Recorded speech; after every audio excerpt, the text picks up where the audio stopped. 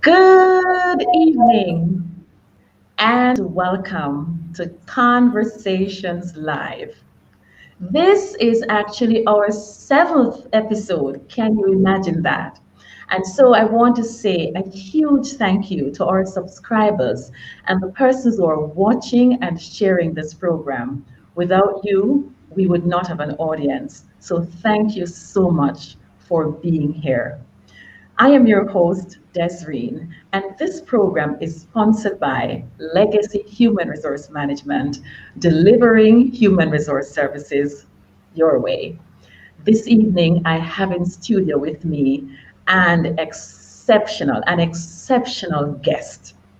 And remember, this is the platform where ordinary and extraordinary people share their stories, stories that inspire us, stories that bring forth our resilience, stories that help us to be more persistent. We have had stories of love, life, loss, and lessons learned.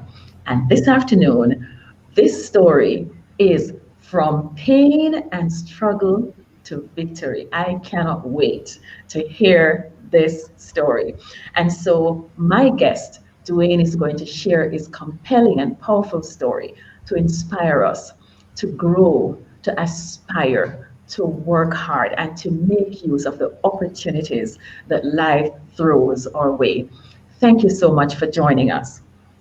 As is customary, our guest will introduce himself, but just before he does so, remember this is an interactive platform. As you're online, you are able to let us know how you're feeling about the program. Let Dwayne know that your his message is reaching you. So feel free. If you have a question, we will answer those in the final 15 minutes of the program.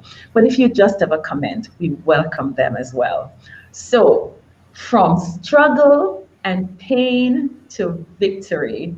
Dwayne, welcome to Conversations Live. Hi, Desrine. Thank you for having me. It's a pleasure being here. Oh, that is fantastic. And I want to say to our audience, if you know someone who needs to be encouraged, someone who is struggling right now, someone who is going through some kind of pain right now, please share this link and let them know that there is something happening right here that will encourage them and even help them through whatever they're going through. So thank you, Dwayne, for being here as well. And now I invite you to introduce yourself to our audience. Thank you, Desrine. As you stated my name, that's the obvious. I am the last for my parents. Parents had nine kids. Five brothers and three sisters. And so I am what they call in Jamaica the wash belly. I'm an avid sports lover, striding fan of Arsenal Football Club. Not many people would admit that at this time. I'm a lover of all things food and an accountant by profession. So that's basically me in a nutshell. Wonderful, wonderful, wonderful. So, usually on Conversations Live, we start by talking about your childhood. Now, I know that long before you knew yourself, you went through something, but I don't want to talk about that first. What is your earliest memory of yourself? What was your childhood like? My earliest memory of myself is growing up on Waltham Park Road, 24 and a half Waltham Park Road, in what is known as a tenement yard at the time. Very huge yard with a lot of people. It was fun. Growing up, we didn't have any concept of being poor, because everyone around us were living under the same circumstances. So, we just see it as living. I Mhm. grew up in a board structure, one room board structure that housed about five of us. And so there was no space when you go in the house. You only go inside when it's bedtime. So there's a small structure with a lot of holes in the side. And, but for me, it was just where I live. It was So, home. it's home. So, Mhm. that's my earliest memory growing up on Waltham Park Road with number of my friends walking to school, playing in the rain and all of that jazz. But that's my earliest memory as a child. And you were happy. You were happy as a child. I was happy. Yes, I was happy. I Yeah, was happy. home is home. I remember we had a modest home as well when I was growing up as a child. And no matter how you go to a home that is beautiful and so on, there comes a time when you start longing for home. Yeah. Home was home. And so I appreciate that information. Now we're going to get deep very quickly into your story because before you knew yourself, something happened. You went through something. You didn't know you were going through that thing. You Yeah. went through something very tragic. Yeah. And because it's a part of your childhood, I want you to tell us more about that. Right. So, I mean, I grew up with my father and my stepmother at the time. And for the most part, I had no clue that she was my stepmother. I Mhm. took her to be my mother. So, it wasn't anything. But at some point, I recall, living in a tenement yard, I recall somebody saying that, she's not my mother. I was Mhm. like, what you mean? And from there, from there on, I found out that, she's not my mother and that my mother was actually dead. And Mhm. so I sought to find out what happened, but no one was coming forth with much information to tell me what really happened, what happened to my mother and where she is and all of that. And until someone sat me down once, I don't remember which was, I think it was my sister, and she shared with me that, my mother was killed when I was 1 year old.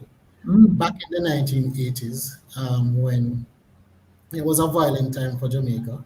Yes. So she was a helper by profession, and the lady that she was working for at the time, she was at her home with me, and some men came in to rob the house. And what I gather was that other persons that were there saw at the time, and they were able to run. But Mhm. she, having me in her arms, was not able to make a quick escape. So they robbed the house, and they were leaving, and they decided that they were just going to turn back. And so they turned back and they killed her there, holding me. And so I was told when everybody came back to the scene, I was there, you know, filled with blood, Mhm. but was alive. And yeah, that's what I found out. And ever since then, I wanted to know more about my mother. Mhm. They told me all sorts of story that after the tragedy happened, I was developing as a child, and then all of that development just stopped for a while. Mhm. I stopped talking, I stopped Trauma. eating, I got Mhm. very sick, Mhm. and lost all the weight that I had. I guess at the time I maybe could have sensed as a child that my mom Mhm. was gone. Mhm. And so that's what happened, and that triggered a lot of things after knowing that as a child. Yes. First of all, I want to say kudos to your stepmom because obviously she was caring for you so well that you thought she was your mother. And I want to say to all stepmoms, kudos to you. Thank you for the role that you play in the lives of children, especially those who have lost their birth mothers. And there are people who have lost their birth mothers, not by death, but by other things. So thank your stepmother for that. As you spoke, we experience trauma, especially as children, in ways that we do not even recognize. And so, although you were not aware of what you went through, it's obvious that what you went through after that was as a result of trauma. But then, when a love like hers came in, until you were told the story, you would not have even known what you had gone through. Yeah. So, kudos to her. So, how has that story shaped you, having knowledge of what your mom went through, what you went through? How has that shaped you as a human being? What did you do with that information? It took me a while to try to process what to do with this information. The first thing that came to my mind was that I wanted to become a police because I am going to find those guys and I'm going to kill them. Yes. I'm going to take revenge on the guys that killed my mother. That was my first thought. And secondly, it created a deficit in my life, a significant deficit. Mm-hmm. There is something about growing up without a mother that I can't explain what it is, but there is a void. There is something Yes. missing. Mm-hmm. And, I spent a number of years just trying to connect the dots to find out, what was she like? Um, does anybody have a picture of her? Can I see when is her birthday? Which parish is she from? And I didn't get any of those questions answered until I was about 35. Someone found a picture of my mother and they gave it to me. Mm. And that was the first time I got to see her, what she's like. And she resembled so much my sister. And so it led me down a path of just trying to figure out, you know, what was she like. Mm-hmm. And it created this great longing in my life to have her around. And I just felt for most of my life that something was just missing. Yes. Don't know what it is, but something was just missing. Your mom was missing. Your mom is missing. I am of a good age right now, and I still have my mom, and it means a lot to me. So I can only imagine, Dwayne, what it must have been like knowing that, okay, yes, I have a stepmom, but there was somebody who loved me enough. She wouldn't, some mothers would have just dropped the child and run. But her love for you, hearing that story, one can understand the void that you would have felt. All right, so thank you so much for sharing that. So, what or who were the main influences in your life as a young child so that you could get to this place? Because you said it was at 35 that you got the picture, but by then you would have made some inroads in life to get to where you are today. So, what were the influences that really helped you to chart the path that you got on? Um, my biggest influence growing up was myself, a desire just to be better. Mm-hmm. That's where it started. So once I had that desire to be better, then I started reaching out to people. And Yes. so at every step of the way along my journey, there has been someone who have stepped in to lend a helping hand. Mm-hmm. Growing up, it was my stepmother was around, and I unfortunately lost her very early. Yeah, I lost my stepmother and my father around the same time. Oh my goodness. I was around 14, Oh my and goodness. my father, after having the situation with my mother, he became a raging alcoholic. Oh. Mm-hmm. And I just know my father as an alcoholic, Oh as wow. a drunk. And that was the only thing I can say I learned from my father was learning how to swim. That's the only thing, as he was just an alcoholic. Mm. And so when I was 14, that caught up with him.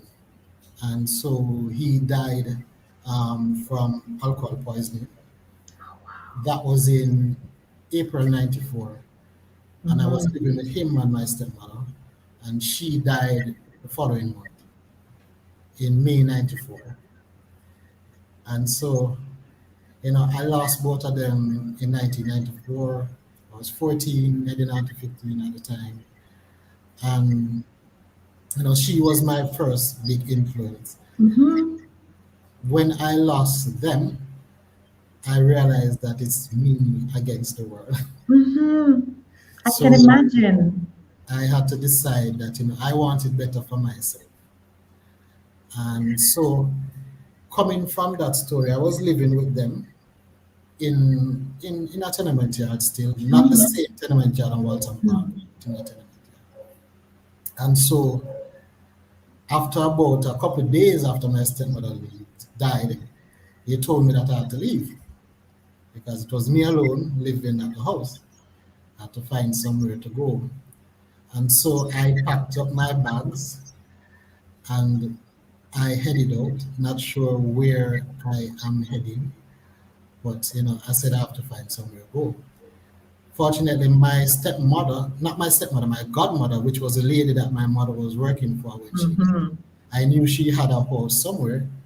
So I went to her business place today with my bags packed and I helped out for the day.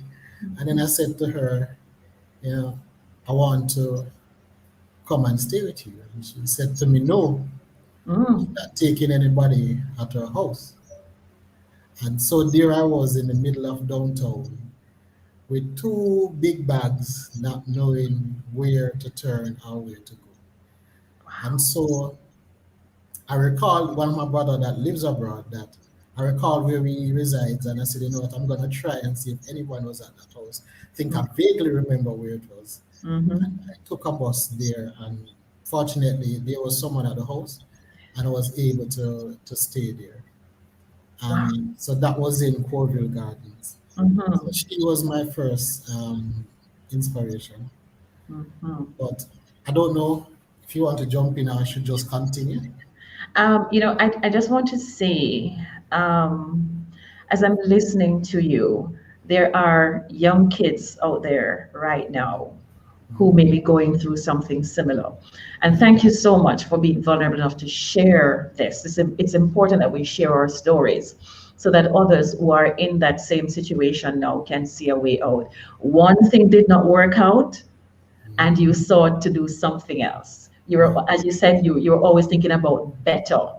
You were not thinking about how worst your situation is how can you be better? So you can now go ahead with the rest of the story. Thank you. Right. So I was living in Corville for about a year and a half, and then my brother had to leave and go to America permanently. Mhm. And so he asked one of his girlfriends that was living in Port Royal if I could come and stay with her.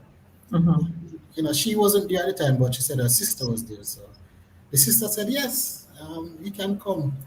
But what I've learned along my journey is that sometimes people do things for the wrong reason. I Mm. think she told me that I could come because she thought that my brother is abroad, so there would be remittances. So, she told me to come. I went. And, after a while, when she realized that there won't be any remittances, the treatment changed.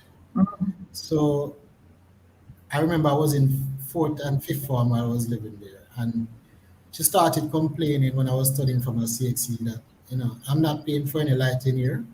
So I need to turn off the light and not contributing to anything. So I need to, use less resources. So while I studied for my CXC, thankfully I was living in Port Royal. Mhm. Port Royal was not a violent place, so I could study outside under the street light. Right. And so I sat outside.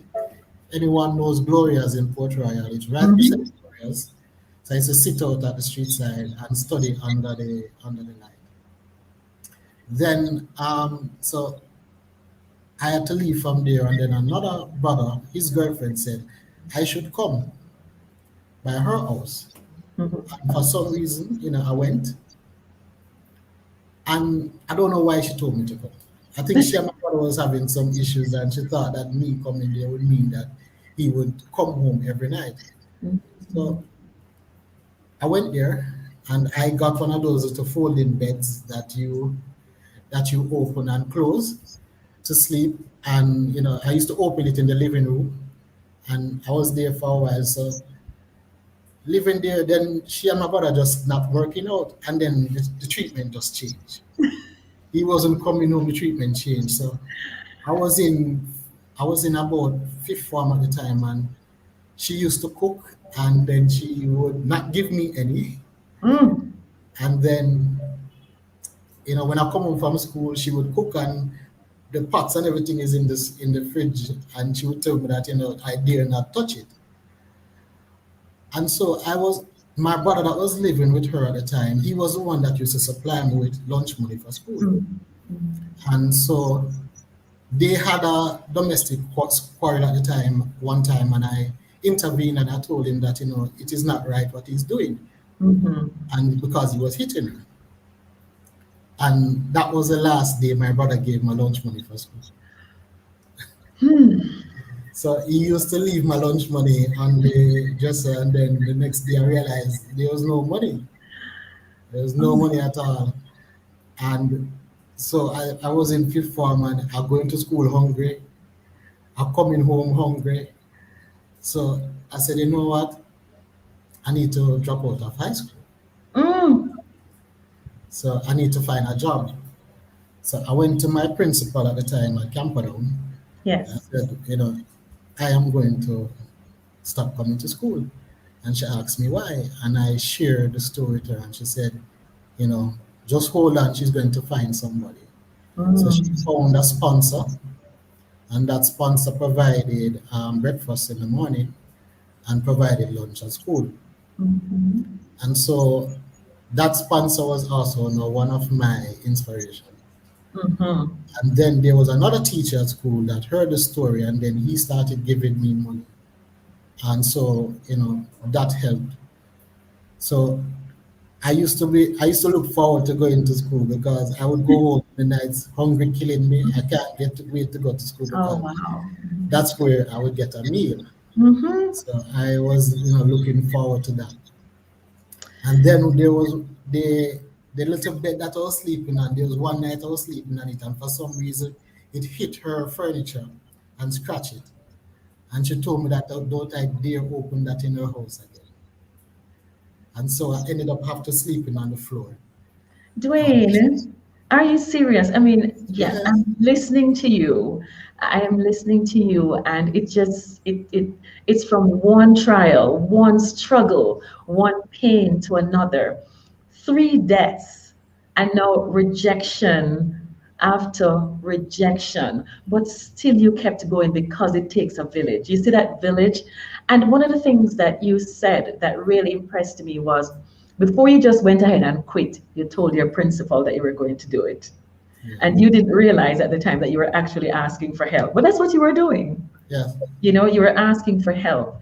And, these people stepped in to help, but the struggle continued at home. Keep going. So when she told me that I have to start sleeping on the floor, it wasn't anything new to me, to be honest, because when I was living with my father and my stepmother in that one room, I had to be sleeping on the floor because it was one bed, so I had to sleep on the floor. When I went to live in Corville with my brother, there wasn't a room there, so I was sleeping on the sofa. When I later went to live in Port Royal, there was no bed there, so I was sleeping in the sofa. So sleeping on the floor wasn't anything for me. But Oh, the thing that bothered me was that once she's up, I have to get up. She yes. used to get up and say, I don't want anybody sleeping in my floor. And so I used to get up and transfer to the veranda and, and sleep.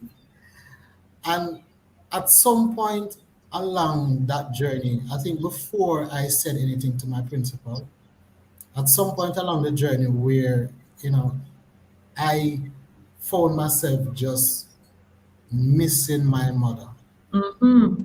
and missing my stepmother and missing my father. Mm-hmm. Mm-hmm. And I said to myself, you know what? I am out. I'm going to kill myself. Ooh, mercy. And I took up a knife. I went out and, I tried stabbing myself, but it hurt. So I said, this is not for me. This is not for me. Because Mm-hmm. I always say to people, the only reason why I'm here now is my fear of dying. Mm-hmm. Thank If God. I didn't fear that, I would have been gone a long Mm-hmm. time ago. Mm-hmm. I mean, I can talk about it now and I'm skipping things, but it took me years to be able to talk about, these things. But I'm glad I'm here now. I'm just Mm-hmm. glad I'm here now. So, Um, I tried killing myself and I just say, you know what, this isn't for me. I have to just stick it through. And so when my teacher found somebody that could help me, I recall from first to third form, I was getting E's and F's and D's on my reports because I was just not The focused. But then situation. when my parents died, when my father and my stepmother died, I made a 180-degree turn in my life Mm. because I realized that I don't have anybody that leave any riches for me. So education is my way out. That's right. And so I started putting in the work at school. I got the sponsor, and I everything just turned around for me. Started, being the top of my class from fifth form to upper sixth There you go. and stuff. So, and then we had a guidance counselor at Camperdown named Nigel Wilkinson, very Hmm. famous person that is on the radio. I know him. Yes, he was my guidance counselor, and Yes. he just took me under his wing. And I remember at Camperdown, when I was supposed to pay for my CXCs, I tell them I don't have any money to pay for any CXC. School says that they will pay for the CXC. I said thanks. Mm. Went and I did my CXCs. The school paid for my A levels, and then when when I was going to graduate sixth form, I told Nigel that, you know, I'm going to look at a job. And he Mm. said, no, you need to go to university. I said, go to university with what? And he went and he got the form and he filled it out and sent it into uni. Hmm. And there was another teacher at Camperdown. So all the teachers at Camperdown played a pivotal role in my journey. Hmm. Another Hmm. teacher at Camperdown that used to work a night job somewhere, and she said she would get me a night job and I can work that night job and go to university the day after. Mm. Fine. And Hmm. a couple days before I got that night job, the lady that I was living with said, I am now 90, I need to leave. Okay. So I said, I need to leave, so it's okay. The saga continues. Yeah. Ladies and gentlemen, viewers, you're tuned to Conversations Live, where ordinary and extraordinary people share their stories. Today, we are listening to a story of persistence and of a resilient spirit. Dwayne Millwood is talking to us about from pain and struggle to victory. And it's he has to be truncating the story, but we have just about half an hour left, and we're still going to keep talking. It is brought to you by Legacy Human Resource Management, delivering human resource services your way. If you're online and you're enjoying this program, remember to like, subscribe, and give us a thumbs up. Give us a thumbs up. Let us know that you love the program. And Dwayne, I can see persons are writing in, wow, they find your story inspiring. So I want to talk a bit about education because you talk a little bit about it that persons sponsored you. How did they come to sponsor you? How did that come about? How did they know that you needed sponsorship? So my principal reached out to a guy that owned a meat shop in Portmore, as a past student, and Mhm. he has not met me even to this day. He has not met me, and so he just sent the money to the school, and they provided the lunch. Um, I don't know if you're familiar with this story recently, where this guy on Facebook and social media came out and said, "Boy, in a life hard, and I'm going to him feel like I'm going to rob people," and then everybody just jumped in and started helping him. And so my story to people is that I don't take excuses when people telling me, "Well, it's my situation why I became a Mhm. criminal, and it's my situation why I did Mhm. this and I did that." There's always a way out. Yes. Doesn't involve criminality. And Hmm. when you have a desire for your life, you will seek to find those ways. So I walked and I told everybody at Camp about my situation. And so, once people see that you have good intentions, Hmm. people will always jump in to help. So I And told my Spanish teacher, I told my guidance counselor, and mhm. everybody pitched in.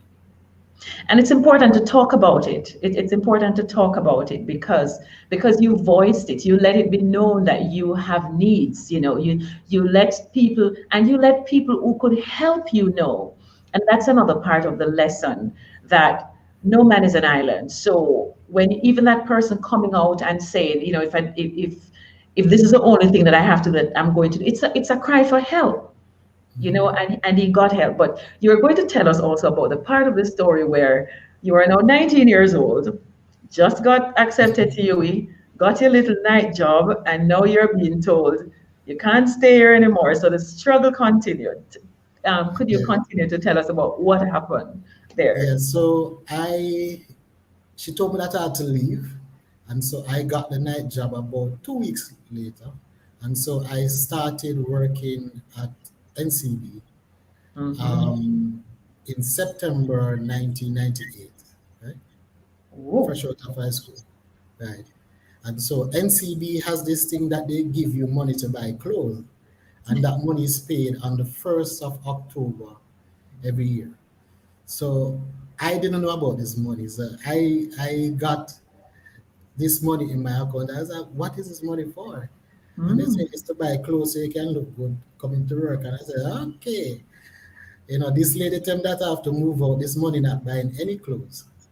And so I went downtown, and if you go down like Orange Street, you will see people selling beds on the roadside. And I Mm-hmm. remember buying a bed for $5,000 and throwing it on a throwing it on a taxi.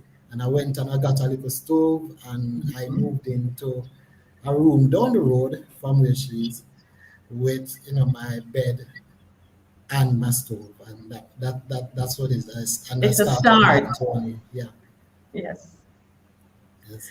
So now you're at NCB and you're still at NCB, right? So tell us now, how did you move from the night job, NCB night job at UE? How did you balance all of that? You went to school in the day, you work at night. When did you rest? How did you do all of this? So when I didn't know much about banks, so when I was told I was getting a night job, I didn't know what I was going to do. Mhm. So I remember going, I didn't have to do an interview. I went in, and I remember they told me I need to come at 5. So I went there at 5, and the manager was walking me around and showing me the office. And I was in my head, I was saying, boy, I wonder which one of these desks are mine, you know? And I was saying, boy, I probably get that desk, I probably get that desk. And I was in my tie and my shirt. And after they finished introducing me, they took me to this little room, this big metal door, pull it, and I saw some guys around there with this big drum of mail, and they said, "All right, this is your station. Your job will be to sort the mails that come in, and you don't need to dress up again. So you don't wear a tie tomorrow or anything. Just wear a little shirts." Yeah, so that's where I started in the mail room Yes. working. It was, and I went there in the mail room, and my motto was, anything I get to do, I Mhm. am going to do it well. And so if it's mail I'm going to sort, I Mhm. am going to be the best mail sorter. And that's what I did. And the manager came to me and said, boy, you don't know any other person like you who want a job. And I said, of course. So I went and I got 3 of my friends from Mhm. Cameroon, and we all worked in the mail room together. And so, that's where it began my journey. So I worked in the mailroom from 5 to 1, Mhm. and then went home, and I went to school. Sometimes I have early classes at UE from sometimes classes start as early at 8, 7, and so I juggled the two. So I didn't have time to meet friends at UE. So on Okay. my break, I would either be studying or sleeping Mhm. in the study room. So that was my journey in university. I left university knowing about 2 people. And your two friends that went into the main room with you. Oh, they didn't come to university with me. Oh, they were at the university. Okay, okay, just people you were helping out. So, Dwayne, thank you so much for sharing this, because as I'm listening to you, sometimes we're struggling, but we can see a light at the end of the tunnel. And I remember you talking about education as your way out. And I figured that you knew that you were not going to stay in the mailroom forever. You were not going to have these long hours forever. So that's a sacrifice that you had to make towards your future. So now I want you to tell us now, how did you get out of the mailroom and get into the office, that nice space that you saw? How did that happen? All right, so I have always wanted to become an accountant. Mhm. Um, After I gave up the dream of finding the killers from my mother, Mhm. I I went over to accounting, and Mhm. so I realized that I was good at it in high school. I graduated from Camperdown with the best grade that they ever got at the time in Cape. It was in Cape at the time. I Right. forget what it was. Forgot what it was. It wasn't Cape. Whatever it was before Cape. A Mhm. levels, right? A levels, yes. Yes, A level. I got a B in accounting, and A level grades run from A to F at the time, and I got a B in accounting. So, Wow. it was good. So I was always wanted to be an accountant. So I went to UA during the days, worked at night. The good thing with the night work is that it's task oriented. So Mhm. if you finish your task on time, you can leave. You can leave, So right? sometimes we at the mailroom would come in and say, "Well, we're going to sort out early tonight and leave," because what would happen is that there is a staff bus that takes us home. And the staff bus sometimes they interchange. Sometimes they Mhm. will go east first, and sometimes they go to Portmore first. And so there are nights when I finish working at one, and they said, "All right, even though we're in New Kingston or Crossroads, they're going to Portmore first. So after going the bus, go to Portmore and round the world, Spanish Town, and then come back to East. So I don't reach home until 3, 4 o'clock in the morning. And so I studied my degree in accounting, and I I ended up missing my first class honors by 1 A. So at the time at U, we had to get 14 A's to get first class honors, and I ended up with 13. And after I graduated from UA, my boss at the time told me that there is an accounting department at the bank, and he can put in a word for me. Mhm. I finished UA in 2002 and was transferred from the mailroom in 2002 to the finance department. Wonderful, wonderful, wonderful.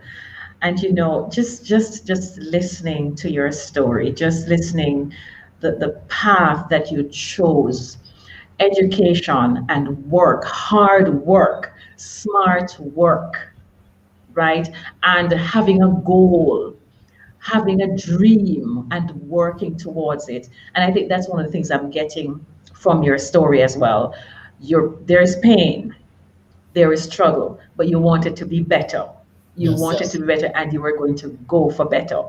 So now I know that you hold a significant position in the bank. So you didn't just stay where you were, you grew. How did you grow? Because there are people who, having been through the struggle, and now they get a job with a reputable organization, they just stop, have arrived. But obviously that was not your thing. How did you achieve this growth in career? You can tell us what your role is and how you got there. So my current role is the group finance manager for the NCB group.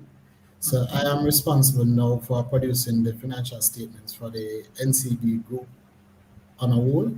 We're actually in our audit period now. But when I left the mailroom, I went to what was called as a BOJ returns officer. Mhm. And I knew that to become a professional accountant, you had to do your master's, or you had to do CPA, or you do the ACCA. I Mhm. wanted to do ACCA, and a lot of people was like, "Boy, it's hard, it's difficult. You sure you want to do it?" I said, "Boy, if I want to become an accountant, I have to." Mhm. And there were people that was doing it for 10 years, for 8 years. Mhm. Sometimes when I started and I look at the size of the books, I said, I am only reading this once. Mhm. And so I went through and I did my ACCA and finished within 2 years. And Wow. I made up my mind that I'm not going to fail any subject, and I did not fail one. Wow. Came close, but I didn't fail one. Didn't fail. I didn't fail one. And so I became a chartered accountant in 2005, Mm-hmm. 3 years after finishing my degree. I took a short break Mm-hmm. and I became a chartered accountant. And when I became a chartered accountant, I got promoted to a budget analyst. And then after became a budget analyst, I was promoted again to supervise the payments department. Then I moved around till I finally became a finance manager a couple years ago. Then the role evolved as the group has gotten bigger, and Mm-hmm. now I'm the group finance manager. Right. So, for our international viewers, the National Commercial Bank is one of the most influential financial organizations in Jamaica. And today we're talking to the group finance manager who lost his mother at 1 year, 1 year old, right? A Yeah. young baby. Then at 14, lost his stepfather, sorry, his father and stepmother. And he, through all the struggles that he's been through, he is now the group finance manager because he valued education, he valued hard work. And I like the way that you tell the story about considering suicide, when things were not going, but you didn't do it because you loved life. And thank you so much for sharing that, because somebody needs to hear that this afternoon. So I know that you're a leader now and you Mhm. have people reporting to you. How have your life experiences helped you to be a successful leader or an effective leader? I One thing that I have not shied away from doing is sharing my experience with people. Mm-hmm. I I don't believe I should go through life with this kind of struggle and keep it to myself. Yes. I need to. There's always somebody that is going through something that needs to hear or needs to see that there is light at the end of the tunnel, Yes. and your station in life now doesn't mean that's where you will always be. It will be where you'll always be if you decide that's where you want to stop. So, Yes. you are the conductor of your train and you decide where it stops, where it parks. So I take that opportunity all the time to share with people, share Mm-hmm. with my team the struggles and how they can overcome things at times. Mm-hmm. Mm-hmm. My And, situation has allowed me to be someone that is very compassionate, mm-hmm. very caring. Mm-hmm. I try at times, try at always to try and figure out what is going on behind the scenes. Sometimes when you see people acting out at work, it could be something else because we all have struggles that we are going through at times. So I try Absolutely. to see behind the behavior because even myself at times, my situation growing up affected me tremendously. Mm-hmm. I wasn't always kind of emotionally mature. I used to have times I just cry and I just would go into hiding. I remember on Mother's Day, Christmas, Father's Day, I would just be missing. Mm-hmm. Once it's Christmas Eve, nobody can find me. I don't want to talk to anybody because the trauma that losing my mother caused on the family was that we became separate. So Yes. even though we Separate. have five brothers and three sisters, we all had to go different places to live. Mm-hmm. And so we are not a close knit family. We are not the family that says I love you, and we are not that because we didn't grow together. So on Mm-hmm. Christmas everybody's off doing their own thing and I'm just here. So I have been by myself from I was 14 to now. And so, it created that trauma for me. On Mother's Day, I would just lock away. I don't want to talk to anybody. I want to see anybody, And so that pushed away a lot of people from me because Mm-hmm. sometimes what I've realized sometimes people who have not lived and gone through what you have gone through Mm-hmm. they can't relate. Can't relate. They can't relate, and somebody who has never lost a mother can't give advice to somebody who have lost a mother because you have no clue what it is like. You Correct. have no clue what it is like growing up without a mother, growing up at 14 without a father, without you have no idea unless you have been there. And so for me, because a lot of people misunderstood me in my younger years, I tried to be a compassionate leader. You know, Mm-hmm. I had to reach a point in my life where I said, because the thoughts of suicide, even though I was being successful and growing up, the void never left. It is Mm-hmm. always there. It is always there when you see somebody talking about their mother. When you're at your university graduation and it's you alone, there's nobody there for you. When you're at your ACCA graduation and it's you alone, there's no family. It's always there with you. And so, I had to check myself into therapy for a long time, Mm-hmm. a lot of counseling, a lot of work. I could not talk to you a couple years ago Mm-hmm. and not break down and be a total mess. I Yes. got a picture of my mom. I could not look at it without being a total mess. But after I started going counseling and so on, I was able to blow up the picture and have it in my house, and um, it's still there because the void never leaves you. Mm-hmm. It's still there, but you now are equipped to deal with it, and when it comes, you know how to deal with the challenge. And I see somebody post that your mom would be so proud, and I forgot to mention that one of my biggest driving force was that I want to make my parents proud. Proud. Mm-hmm. I want when they're looking down, they look down and say, boy, Dwayne is doing great. So, I kept myself out of trouble because I said, what my mother would think. I want to be the best when there are opportunities to do wrong. I what my mother would think. So, that was one of my biggest influences. I want my parents to look down Yeah. and just be proud of me. Yeah. I support. You are a supportive leader because support has been critical to your success, to your survival.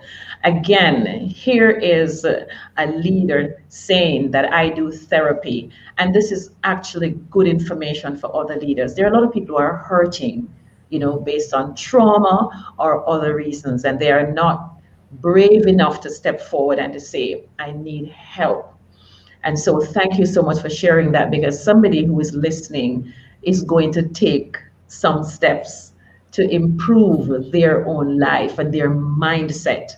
So, thank you so much for sharing that. So, victory, when you say this was your topic, tell us about victory in your life right now. What does that mean to you? From pain and struggle to victory. Tell us about that.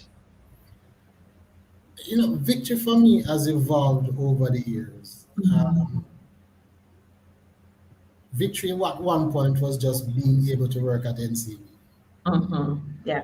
First, it was just being alive, and then it moved to just being at NCB. Mm-hmm. And then another stage of victory was being able to share my story without breaking down and crying. So, you know, Absolutely. there was victory when I found the strength not to kill myself. Yes. I tried a couple times, and you know I tried hanging myself once, and it was just a painful thing. And so victory for me is getting over that. Yes. And victory for me now is the sometimes I look back, and sometimes you get lost. You go into corporate circles and you see people who had a head start. So Yes. we did not start all at the same place in life. And you tend to compare yourself Mm-hmm. to people and say, boy, look at he or look at she. So victory for me now is focusing on my lane, my Yes. experience. Where did I start from and where I am at now? And sometimes you have to stop and say, boy, I would like to have the Porsche and the range and stuff, but there was a point in life where having a bicycle would have been great. Mm-hmm. So at every step of the way, I'm just, bigging up myself. Be proud of yourself. Be proud of your journey. It is your Yes. journey. Yes. Be proud of where you're coming from. So I take victory in knowing that I, I if I go to bed hungry, it's because I want to. You know, I can, you know, buy what I want, afford to Mm-hmm. buy the things that I want. Mm-hmm. So victory comes in all sort of forms for me. Yes. Sometimes when I'm in my job and I call in meetings and I see people reporting to me and people asking my opinion and people waiting on me to sign off on things and I'm like, really, from Victory. where I'm coming from, you know, it's a good feeling at times, you Yes. know, you know. So You've that is earned victory. it. Yeah. Mhm. You've earned it. Um, just listening to you, what I like about your story, staying in your lane, not hoping for what you didn't have, but appreciating your journey. This was your journey, and now you are here in victory. I can do things that I choose not to, but I can. I could drive that car if I want. I could live at this place if I want. I have choices and I don't have to match up to someone else. Right. Right. So tell us about giving back. What do you do to pay forward what has been gifted to you in all those persons? Your village, I call it, because I have a village too. I had a village and I still have a village. We all need a village. But what do you do about giving back and inspiring? If a young person is listening to you, what do you say to that person who is going through pain and struggle right now? So how I give back is that I have five brothers and three sisters, and unfortunately, most of them they have a whole heap of kids, no less than five each. Hmm. So I have a lot of nieces and nephews, and so my duty is to break the cycle of poverty in my family. Mm. So I was the first one out of my family to go to high school. I'm Hmm. definitely the first one to go to a university. And all of my family were self-employed people. I'm probably the first one to work in an office.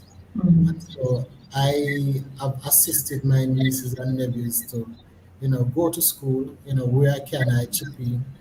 And whenever there is anyone that needs assistance, once you say it's about school, because I'm a big believer in going to school. So once you're saying it's about schooling, you have my full attention and full Yes. support. There was Yeah. a young man, someone introduced me to the other day, and I didn't meet this person, but I heard his story and I just kept on sending money to him. Hmm. He called me, he finally got my number and called me and he said, "Sir, you don't even know me, and you have been sending me money." And he Hmm. said, "Boy, your story sounds very similar to mine. Hmm. And there's no way people can help me on my journey and I don't turn around and help somebody else. That Absolutely. would be selfish of me." So, Hmm. a lot of people, the man that had the meat shop that sent my lunch money to school, he has never met me. So I am doing the same for you. I don't need to meet you. I don't need to talk to you. I just need to know that you are putting whatever I'm giving to you to good use. Absolutely. You know why that is so important? Because especially in this social media age, everything people do has got to be out there. They have to have a photo on Facebook or on Instagram or somewhere showing them being kind to others. And like you, I prefer to just help people. Yeah. Just you don't have to know who I am. If you get a number and call me, that's fine. But helping people, paying forward, and they're going to pay it forward too. Dwayne, do you have any final words for our audience? They have been talking with you. They have been, soaking up your story. If there is a couple of words that you would like to leave with them this afternoon, it's your time. Go ahead. Okay. I remember a couple years ago, I was asked to be the guest speaker at Camperdown's high school graduation.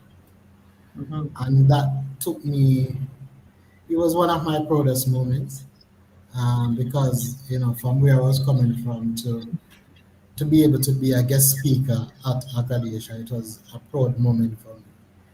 And my mantra is that, don't set limits on yourself. Um, it doesn't matter where you're starting from, Mhm. you know, just keep going, Yes. just keep going. As long as you don't stop, things will get better. Oh Some my people goodness. run, some people crawl, some people take it one step at a time, but it should always be about going forward. Wow. Nobody is in control of your destiny, You are. but you and God. I That's right. remember when I was getting my D's and F at Camperdown, a teacher told me that you will never amount to anything. Mercy. Right? A teacher told me that, and I said to myself, at the time I have to get three CXCs to graduate.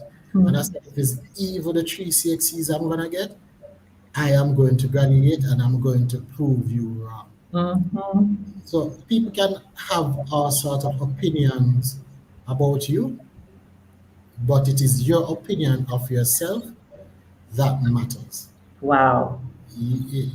Don't listen to what people have to say. The only people that you should listen to what they have to say is those people that are giving positive inputs in your life.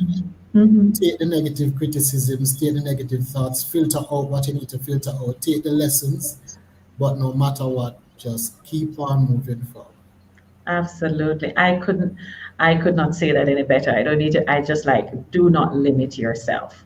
Keep moving forward. When you get the criticisms, filter out the things that you do not need and use the things that you need to keep moving forward. Thank you so much, Dwayne, for this. Oh my goodness, this power hour. This has been one of those, I knew it would be one of those conversations that really got to me because I thought that my story Mhm. was a compelling story. Sometimes you think that, oh, I've been through so much just listening to you and how you struggled to be where you are today and how you're using your story to be an empathetic leader, a supportive leader, to listen to others so that you can understand how you're paying forward, how you're helping others who are on a similar journey that you were, and how you were able to be vulnerable this afternoon and share with us your powerful story from pain and struggle to victory. Thank you so much for being here. It has been wonderful. You are most certainly welcome, Desiree. Thanks for having me. Oh, it was a pleasure. Thank you. Thanks, my audience, for watching Conversations Live, another episode where an extraordinary person has shared his story of persistence, resilience, growth, and the power of education, and that limitless mindset that as long as I put my mind to it, it doesn't matter what somebody says, it doesn't matter what I've been through. If I want to be better, I will be better. It's up to me and God. I like that he said it's up to me and God. So thank you so much for joining us. And until next time, remember to like, share, and subscribe. And until our next episode, which comes up in 2 weeks' time when I have another powerful guest, thank you for joining us for Conversations Live.